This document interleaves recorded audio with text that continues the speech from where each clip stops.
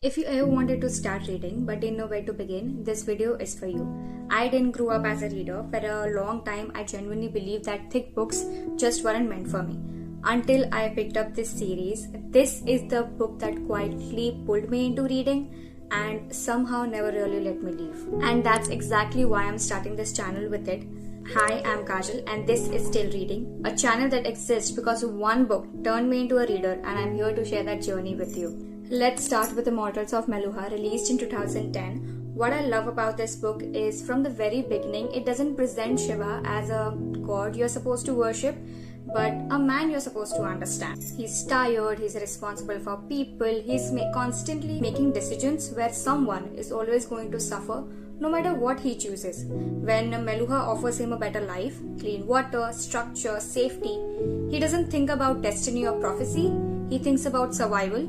As the story unfolds, it gently pushes you to think deeper about love and duty, about destiny and choice, about rules we follow and whether following them truly makes something right. By the time the conflict with the neighboring kingdoms escalates into war, Shiva begins to question everything he thought he knew about good and evil, and what he believed was just the hope he thought he was protecting turns out to exist in other people as well.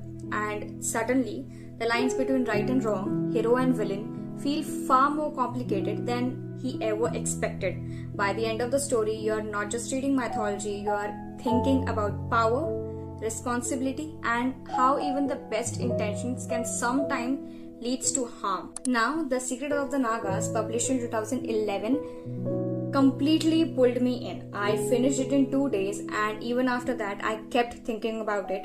Not because of battles or action, but because of moral question it quietly leaves you with. This book takes the idea of heroes and villains and turns it upside down. People you thought you understood suddenly feel more complicated. They have fears, doubts, motivation, and choices that make you pause and reflect.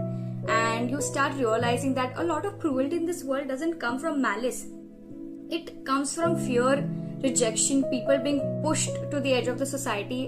What really stayed with me though were the smaller stories tucked inside the main plot, moments that feel like life lessons disguised as short, meaningful narratives.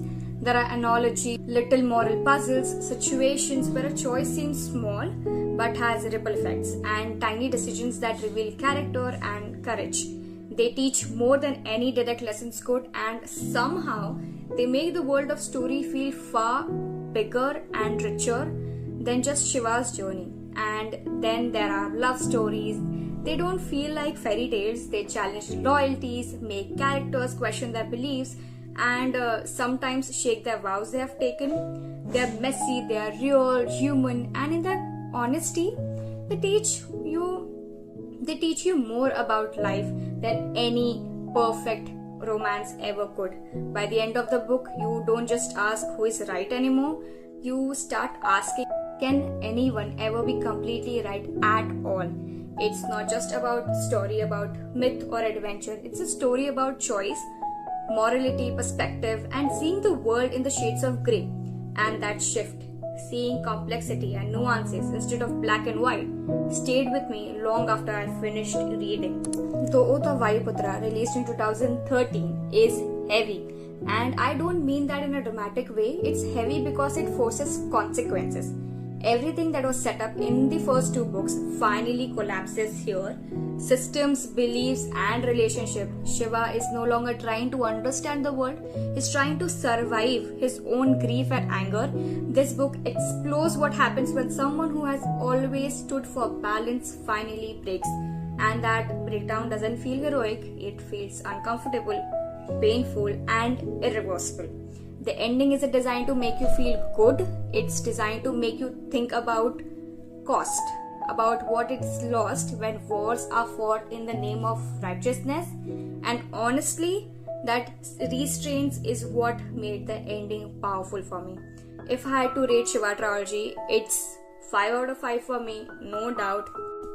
I know a lot of people have already talked about these books, and yes, they are hugely popular, but for me, it would honestly feel unfair not to mention them This trilogy isn't just popular, it's the series that quietly pulled me into reading and showed me that I could actually finish something big. If it hadn't been for Immortals of Meluha, I don't think I'd be sitting here today starting this channel.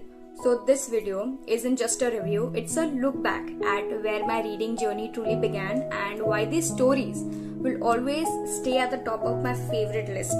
If this video made you want to pick up a book and actually get lost in it, hit like and subscribe to Still Reading. I would love for you to join the journey and share your thoughts. Which book first made you fall in love with reading and which moment from the trilogy stayed with you the most? Follow me for more such contents because I am still reading.